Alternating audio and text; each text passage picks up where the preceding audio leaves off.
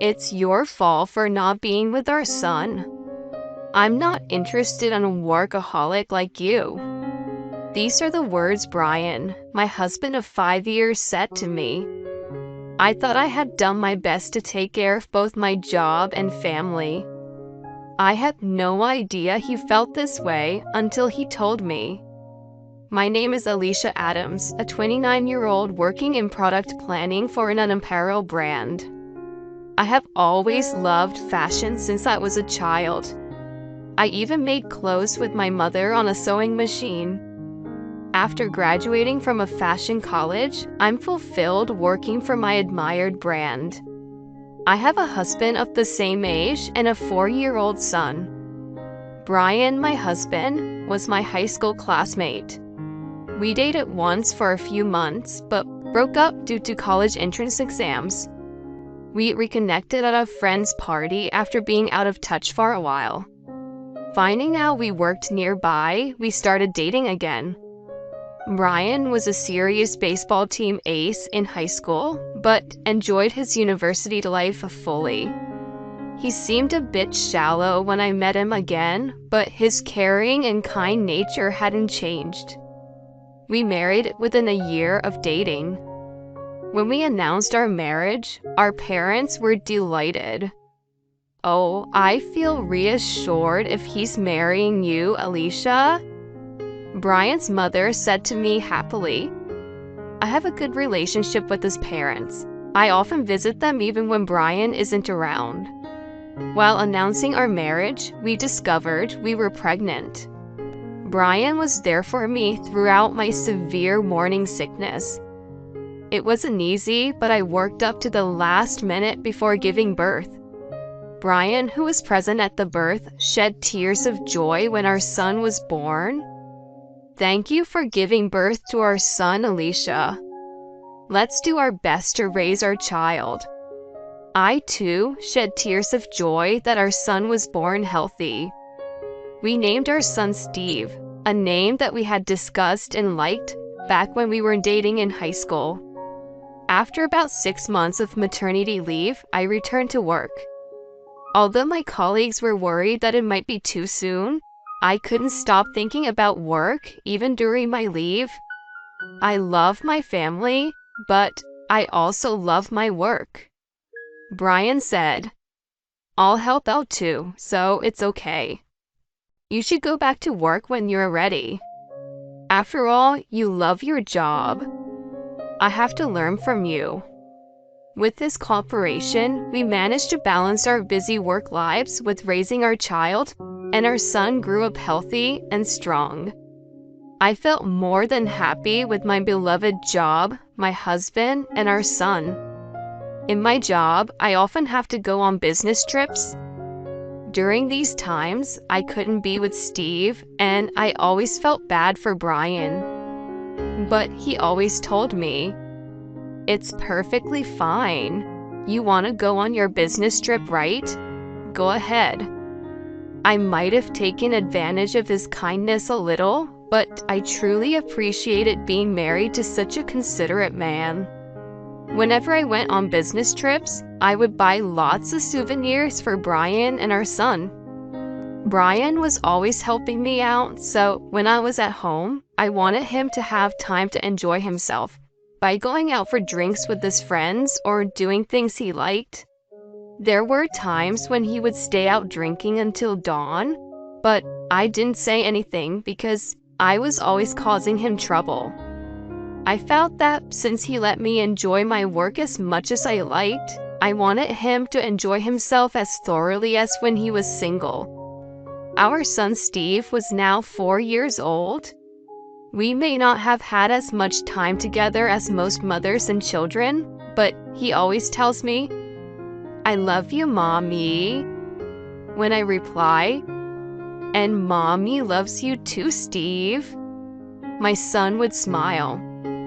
These were times of pure happiness. During these times, I was presented with an opportunity to go on a business trip abroad. In the company, only selected individuals are allowed to go on these trips. If I were single, I would have gladly taken the opportunity. but I would be away from home for about a week. This left me in a dilemma. When I talked to Brian about it, he said, "That's amazing. It's a great opportunity, isn't it? Go for it." I also asked my son, "Honey, would it be okay if mommy didn't come home for a week because of work?" "It's okay. I have daddy and his friend.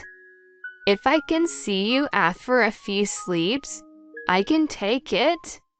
I wondered what he meant by daddy and his friend, but I assumed he was referring to his grandparents. Brian told me that his parents often came to our home to help out when I was not around. I plan to bring back a lot of souvenirs for them as well. With this in mind, I set off on my overseas business trip. On the final day, work finished earlier than expected, so I booked a late-night flight and was due to arrive home the following morning. But I realized that if I changed to an earlier flight, I could be home by the end of the day, so I changed my flight details and returned to the US. Wanting to see Brian and Steve as soon as possible, I took a taxi, something I usually avoid, and hurried home. It was a Saturday evening, so I expected them both to be home.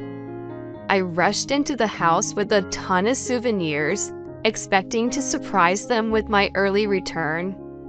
"I'm home," I shouted as I entered the house.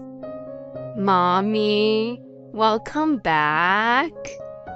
Steve came running towards me. Brian was nowhere in sight. Puzzled, I asked my son, "Honey, where's Daddy?" "He's been out since the morning. He's coming back tomorrow." I was lonely, and his eyes welled up with tears. He must have been very lonely. I was shocked. Steve was only 4 years old. It was too early to leave him home alone, let alone for more than a day. What if something had happened? Steve wouldn't be able to use a phone or send an email. He probably couldn't call for help. Where could Brian have gone, leaving Steve alone? I was full of questions. I also felt angry with him. I knew he probably wouldn't tell me the truth if I asked him directly. So, pretending that I was still overseas, I called him. "Hello? I'm coming back tomorrow. Where are you now?" "Yeah, have a safe flight back home. I'm on a trip with Steve right now. We'll be back home by the time you return." He rattled off lie after lie as expected. I was disappointed with him and hung up after saying, "I see." It seemed he had been about to say something more, startled by my reaction. I hugged Steve tightly. Not only did Brian lie, but the fact that he was ready to leave our son, 4-year-old son, home alone for over a day was unforgivable. Seeing Steve tearful, I thought it was impossible for me to continue my marriage with them. I gave Steve his souvenirs and cooked dinner, and we ate together. "Hey, sweetie, do you know where Daddy has gone?" I asked him. He answered, "He's gone out with Mandy." I didn't know any woman named Mandy among our acquaintances. As far as I knew, Brian didn't have any sisters. "Does Mandy come often?" I asked my son. "She comes to our house a lot when you aren't around," he answered. I was convinced that he was having an affair. After putting Steve to bed, I packed as many of mine and Steve's belongings as I could into boxes and suitcases. I decided to leave once my son woke up. As I packed, tears welled up in my eyes. Brian didn't contact me, presumably thinking I was still abroad. The next morning, I stuffed the car full of our belongings and went to my parents' house.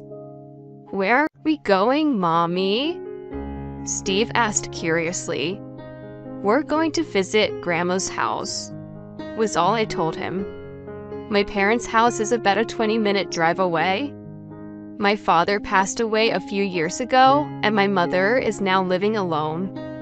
She was surprised by the sudden arrival, but after dropping off her belongings and leaving Steve with her, I headed for the city office to get a divorce application. I returned home, left the divorce papers and my wedding ring, and wrote him a note. "I cannot stay with someone who makes Steve sad. Divorce me. Wishing you happiness with Mandy." And then I returned to my parents' house. When I arrived, my son was taking a nap, and my mother was furious when I explained the situation. She knew Brian since high school, and she kept saying, "I never thought he would do such a thing. He's so kind and serious." After Steve woke up from his nap, we three went out for a meal. I chose a restaurant known for its delicious hamburgers, Steve's favorite. Watching him happily munching on this hamburger, I knew I had to protect him. After the meal, we returned home and my phone rang. It was Brian. "I'm sorry for lying. Please come back. I was actually visiting a college friend who was in a hospital after an accident. I asked my mom to take care of Steve," he said, obviously lying. I felt cold towards him, so I played a little mean and asked, "Is this college friend named Mandy?" He feigned ignorance. "Huh? Who's Mandy?" Steve was crying when I came home.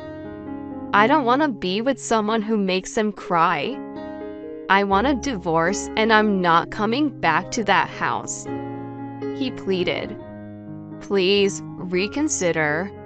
I rushed out because my friend had an accident. It's true that I asked my mom to take care of Steve. I'll call you again. And he hung up. I felt like everything he said was a lie, and I'm pretty sure it was all a lie. But he seemed to think he could still deceive me. After that, I commuted to work from my parents' house, and in exchange for giving her living expenses, my mother cut back on her part-time work hours to take care of Steve. She seemed to enjoy being with her grandson, telling me with joy, "Steve was such a good boy today. It seems like he made new friends at the nearby park." Brian would call almost daily, spewing lies and apologizing. I consistently told him, "My mind is set on divorce, so stop calling me." He even came to my parents' house once while I was at work, but my mother sent him away. The divorce proceedings weren't moving forward, so I decided to go to a detective agency. I wanted decisive evidence of his affair. A few days later, the agency reported that Brian was spending nearly every day with a woman in her early 20s. They had taken many pictures, and it seemed she was also frequently visiting the house where I used to live. I was convinced this woman was the Mandy that Steve had mentioned. Even as he was begging me to come back, it seemed he was having fun with this lover. I couldn't believe he could do something so despicable. I wondered what happened to the sincere man he used to be. One weekday night, I finished my work early, took the pictures I received from a detective agency, and went to the house where Brian was living. As I walked into the living room, I found him and the woman from the pictures watching a movie together. The woman shrieked loudly at the sight of me and clung to Brian. "Jesus, who the hell is she? She scared me." Brian looked so surprised that he seemed to be speechless. "I want to finalize the divorce soon, but the process isn't moving forward, so I came here." Could both of you sit down here? Both he and the woman sat at the dining table silently. The woman was making a fuss, but when I told her to sit down quickly, she sat quietly. It's not what you think. She's my sister-in-law. He tried to lie again. Oh God, you don't have a sister, Brian. Enough with the lies. I had a detective agency take photos, but they seem meaningless. This is Mandy, right? The one you left Steve for and went on a trip with that day? When I said this, they were silent for a while. Will you answer me? It's fine if we get divorced, right? When I pressed them further, he gave up and began to speak with a resigned look on his face. It's your fault for not being with Steve. I only left him for a day. How many days have you been away?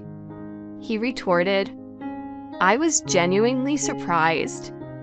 My work was indeed busy, and I had many business trips, but I always talked to him about them. If he was unhappy, I think I could have cut back on my work. Didn't I discuss it with you? He always said it was fine. I couldn't say no to that. He might have been holding back, but that doesn't justify leaving a 4-year-old child alone at home and having an affair. I don't want him to equate my leaving Steve in his care for work with that. So that makes it okay for you to cheat? To leave Steve alone at home and go on a trip? At my words, he sighed deeply and said, I'm not interested in you, who's always working. She's different from you. She's family-oriented and always puts me first. Steve's even attached to her. I don't mind divorcing, but we'll be the ones to raise him. It's not a lie that I asked my mom to take care of him that day. I also sighed deeply and made a call. Hello? You can come in now. He looked puzzled. The woman was still looking down. There was a few minutes of silence. Then the intercom rang, and I went to the front door to meet her. The one I called was my mother-in-law. When Brian saw her, his mouth fell open in surprise. Tell us, did Brian ask you to take care of Steve that day? When I asked, she said, no, he didn't ask me anything like that. That's what I thought. I can't leave Steve with someone who lies like that. Hey, Mom, I asked you, didn't I? My husband appealed to his mother in a panic. What the hell do you think you are doing? Aren't you ashamed of yourself? How can you lie in front of your son like that? Alicia told me everything. I am not on your side. She stated clearly. Before coming to this house, I had gone to her place, told her everything, and asked for the truth. The mother-in-law, who had experience in raising children and had been taking good care of my son, was quite surprised that a 4-year-old child had been left alone at home and apologized to me. When I told her that I wanted to get a divorce and asked for her cooperation, she readily agreed. You too, Mom? Fine. Let's go to court. I'll get Steve. He said until the end, but I told him to do as he pleased and left the house with my mother-in-law. When I thanked her, she said, It's a request from you, whom I've known since high school. Of course I'll help you. I'm sorry about my son. I'll help you with the trial and everything after that. I couldn't help but hug her while crying. Thank you so much. I feel so frustrated. It's okay. Alicia, You've had a hard time too." I felt saved by her kind words. I drove her home and cried my heart out in the car alone while listening to my favorite music. I can't cry in front of my son, so I wanted to let out all my tears here. Once I finished crying, I felt much better. I decided in my heart to protect my son with all my strength. After that, the trial began. I knew I would win without trying, but Brian insisted on a trial. The divorce was granted easily, and I got custody of my son. The decisive proof of this affair played a big role. I was truly glad I went to the detective agency. I heard from my lawyer that my husband's mistress was a receptionist at the same company. Since it's a small company, the rumor spread quickly and she was forced to leave the company. Brian is still working there, but he's having a hard time, and he's soon to be transferred to its subsidiary. Even after his transfer was decided, he still wanted to get married, but she firmly refused. Her parents even stepped in to refuse him, which surprised him. I'm seeking damages from both of them. I think they should pay for the pain that my son and I endured. My son and I are living happily with my mother in my hometown. I thought about reducing my work, but my mother quit her part-time job to take care of housework and Steve while I'm away. It's her own decision because she wants to spend as much time as possible with her grandson. In return, I decided to pay for all living expenses from my salary.